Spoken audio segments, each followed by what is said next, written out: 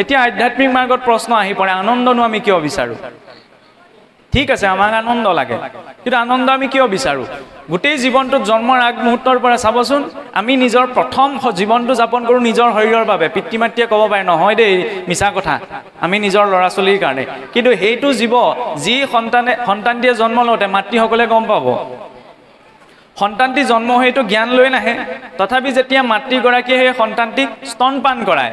এটি স্তন সন্তানটিৰ মুখত থাকে, আনটি স্তন হাতখনে ধৰি থাকে, কিন্তু সেই সন্তানটিৰ কোনো জ্ঞান নাই। সেইটো জীৱৰ স্বাভাৱিক প্ৰকৃতি। প্ৰথম চিন্তা নিজৰ শৰীৰটোৰ,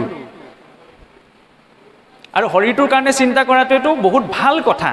আমি এইটো বিপৰীতকৈ লৈ থাকোঁ যে ভাগৱতৰ মাৰ্গত আহিলে শৰীৰটোৰ কথা বৰ বিশেষ চিন্তা কৰিব লাগে। নহয়, ভাগৱতৰ মাৰ্গত প্ৰথম চিন্তা শৰীৰটোৰহে, কাৰণ এইটো হৈছে মাধ্যমটো।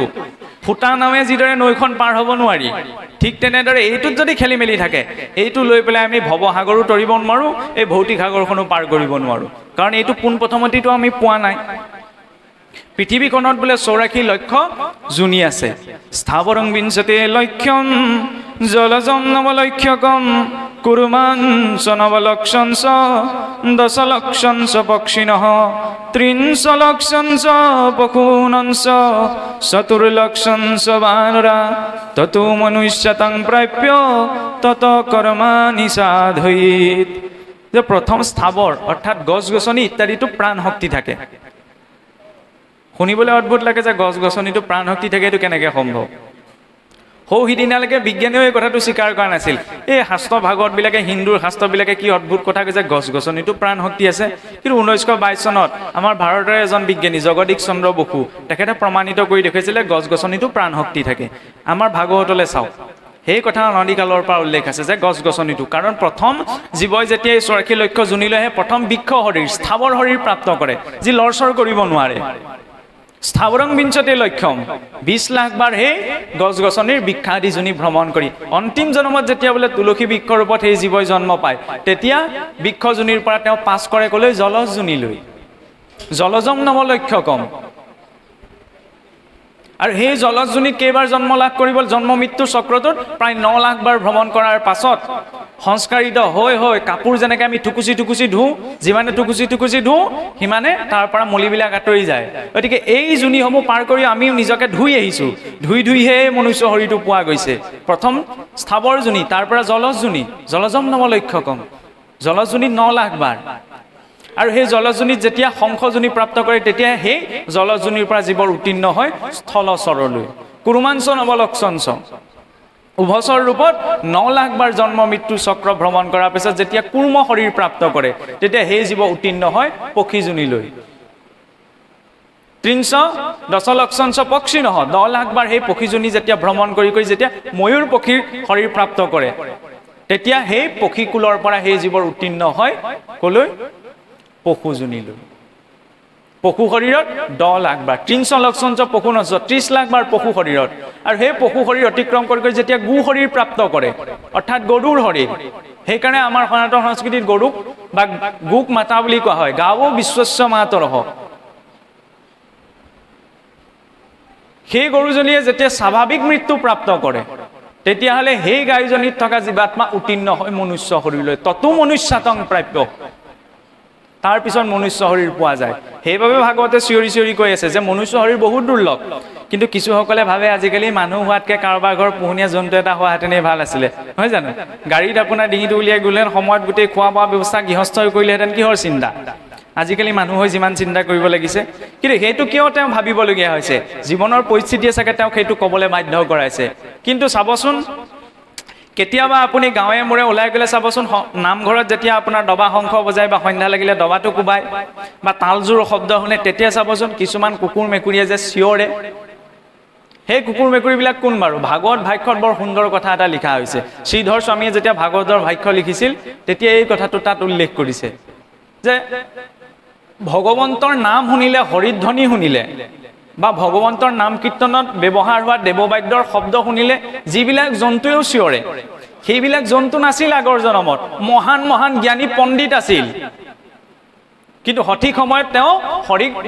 হৰিৰ নাম স্মৰণ নকৰিলে, ভগৱন্তক স্মৰণ নকৰিলে। সেইকাৰণে সেই অবৰ্জনী প্ৰাপ্ত কৰিলে সেইবাবে এতিয়া যেতিয়াই ভগৱন্তৰ নাম শুনে ভগৱন্তৰ নামৰ সৈতে সম্পৰ্কিত কিবা এটা শুনে সিহঁতেও চিঞৰিবলৈ আৰম্ভ কৰে কেনিবা ওলাই যাওঁতে চাবচোন কিছুমান কুকুৰ মেকুৰী দেখে নে আপোনালৈ চাই জিভাখন মেলি ৰৈ থাকে সেইবিলাক কোন যিবিলাক জীৱই গোটেই জীৱনটো ভোগ কৰিয়ে পাৰ কৰালে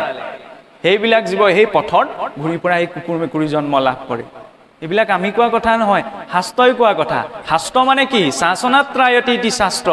যিয়ে শাসন কৰে সেয়াই হৈছে শাস্ত্ৰ যিদৰে আমাৰ দেশখন সুচাৰুৰূপত চলিবলৈ এখন সংবিধান আছে সংবিধানৰ নিয়ম যদি কোনোবাই নামানে তেতিয়াহ'লে তেওঁ দণ্ডবান হ'বনে আমি মানুহে নিৰ্মাণ কৰি লোৱা সংবিধানখনত হেৰফেৰ আমি কৰিব পাৰোঁ কিন্তু ঈশ্বৰৰ সংবিধানত আমি হেৰফেৰ কৰিব নোৱাৰোঁ আৰু হেৰফেৰ কৰাটো আটাইতকৈ ডাঙৰ উদাহৰণ একাদশত উল্লেখিত যদু বংশ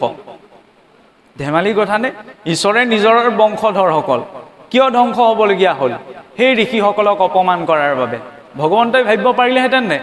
মোৰে পৰিয়ালৰ সদস্য কিনো ধেমালি অকমান কৰিলে ঋষিসকলক উপলিঙা কৰি তেওঁলোকক ক্ষমা কৰি দিওঁচোন কিন্তু নাই দেখুৱা আমাৰ বাবে আমি বুজিবৰ বাবে আমি শিকিবৰ বাবে আমাৰ আগত প্ৰস্তুত কৰি দেখুৱাইছে যে তেওঁলোকে সৎলোকক অপমান কৰিলে সেইকাৰণে তেওঁৰ সমস্ত বংশ সেইখিনিতে নষ্ট হ'ল যদিও ভগৱন্তৰে লীলা আছিল বৈকুণ্ঠ গমনৰ বাবে কিন্তু সেই লীলাৰ জৰিয়তে আমাক এটা শিক্ষাও দিছে আমাক এটা দৰ্শনো দিছে কাৰণ আমি যি কৰ্ম কৰিছোঁ ভগৱন্তলৈ আমি ভয় নকৰোঁ আমি ভয় কৰিব লাগে কৰ্মলে কাৰণ আমি যেনেকুৱা কৰ্ম কৰিছোঁ তেনেকুৱা আমি ফল প্ৰাপ্ত কৰিম বেদতো সেইবাবে কোৱা হৈছে হিন্দু হ'বলৈও কোৱা নাই মনুৰূপ হ'ব যে মনুষ্য হোৱা মনুষ্য কাক কোৱা হয় মনুৰ উৎপন্নাতিথি মনুষ্য আমি সকলো হৈছে মনুৰ সন্তান ব্ৰহ্মাদেৱে যেতিয়া প্ৰথম সৃষ্টি কৰিবলৈ যাওঁতে কৈ গৈছে তেখেতে যে প্ৰথম সৃষ্টি কৰিছিলে পঞ্চপৰ্বা অবিদ্যা তাৰপৰা দেখিলেচোন ঈশ্বৰে মোক সৃষ্টি কৰিব দিলে প্ৰথম এসোপা অবিদ্যাহে সৃষ্টি হ'ল তাৰপিছতে তেওঁ সৃষ্টি কৰিলে বোলে মানৱ পুত্ৰ ৰূপত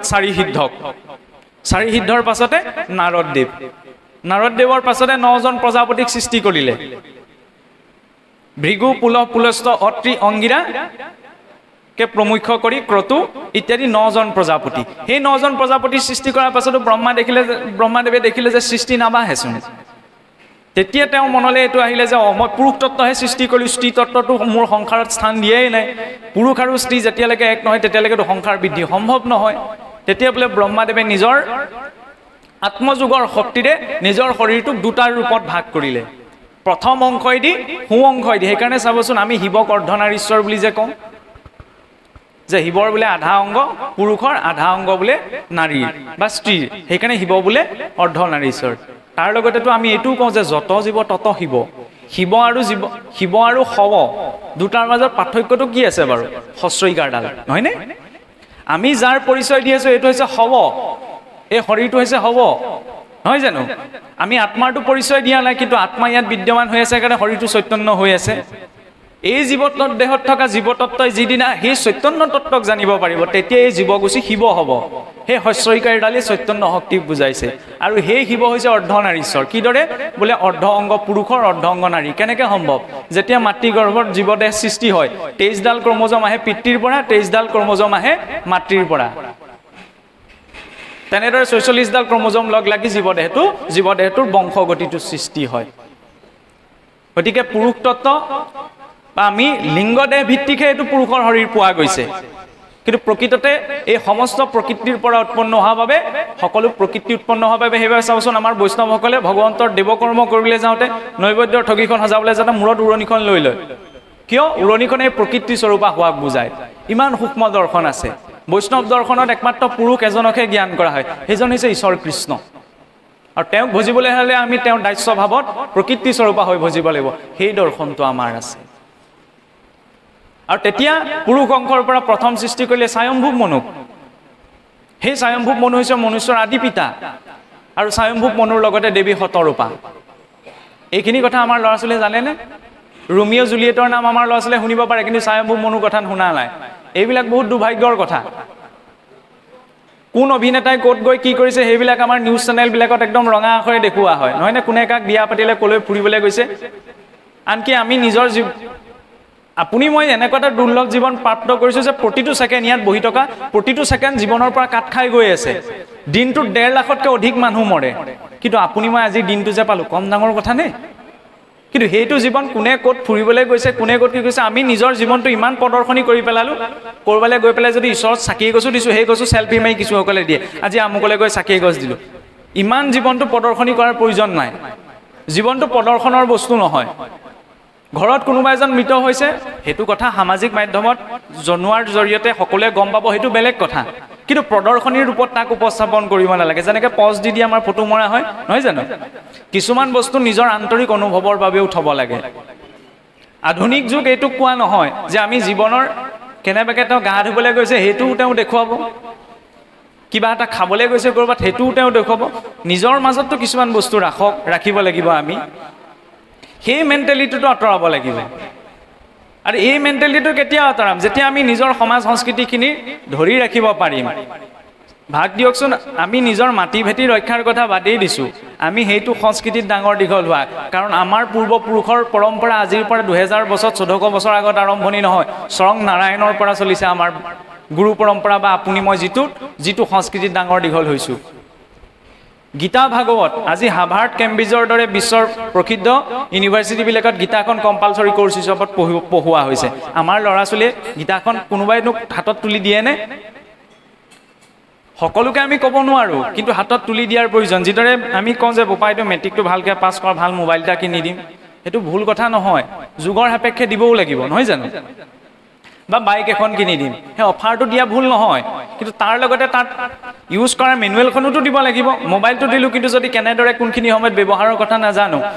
কাৰণ মোবাইলটোক যেতিয়া আমি মানুহে চলাই থাকোঁ তেতিয়ালৈকে খেলি মেলি নহয় মোবাইলে যেতিয়া মানুহক চলাবলৈ আৰম্ভ কৰে খেলি মেলি তেতিয়া হয় গাড়ীখন যেতিয়া আমি মানুহে চলাই থাকোঁ তেতিয়াহ'লে খেলি মেলি নহয় গাড়ীয়ে যেতিয়া মানুহক চলাবলৈ আৰম্ভ কৰে খেলি মেলি তেতিয়া হয় তেতিয়া বোলে কেনেবাকৈ বোলে যদি দুৰ্ঘটনা এটা ঘটিলে সেইটো বোলে ঈশ্বৰৰ ইচ্ছা আমি এইটো কৈ ফুৰোঁ যে ঈশ্বৰৰ ইচ্ছা অবিহনে গছৰ বোলে পাত এখিলাও নলৰে তেতিয়াহ'লে মোৰ ঘৰত কিবা এটা অপায় মংগল সেইটো মানে ঈশ্বৰৰ ইচ্ছা দিছে নাই হোৱা আপোনাৰ ঘৰত চাৰিচকীয়া গাড়ী এখন আছে নহয়নে আৰু সেই গাড়ীখন চলাই থাকিবলৈ আপুনি ড্ৰাইভাৰ এজন ৰাখিছে এতিয়া গাড়ীখনৰ মালিক কোন আপুনি গাড়ীখন কলৈ যাব ড্ৰাইভাৰজনক আপুনি জলৈ নিবলৈ ক'ব তালৈকে যাব কিন্তু ড্ৰাইভাৰজনে এদিন মালিকৰ কথা নুশুনি নিজৰ মতে গাড়ীখন অকণমান নি অকলশৰীয়াকৈ নি পেলাই গৈ পেলাই গাঁত এটাত পেলাই দিলে তেতিয়াহ'লে সেইখিনি সময়ত আপুনি এইটো স্বীকাৰ কৰিবনে যে গাড়ীখন যে গাঁতত পৰিলে আপোনাৰ কাৰণে পৰিলে বুলি শৰীৰটো হৈছে গাড়ীখন ইয়াক চলাবলৈ আমাক বিবেক বুদ্ধি দিয়া হৈছে সেই বিবেক বুদ্ধিৰ আধাৰত কেনেদৰে ইয়াক প্ৰয়োগ কৰোঁ সেইটো আমাৰ ওপৰত নিৰ্ভৰ কৰে আৰু এই শৰীৰটোক সঠিক ৰূপত পৰিচালনা কৰিবলৈকে জনাৰ প্ৰয়োজন কাৰণ আমি 84 লক্ষ জুনি অতিক্ৰম কৰি আহি মনুষ্য শৰীৰটো পোৱা গৈছে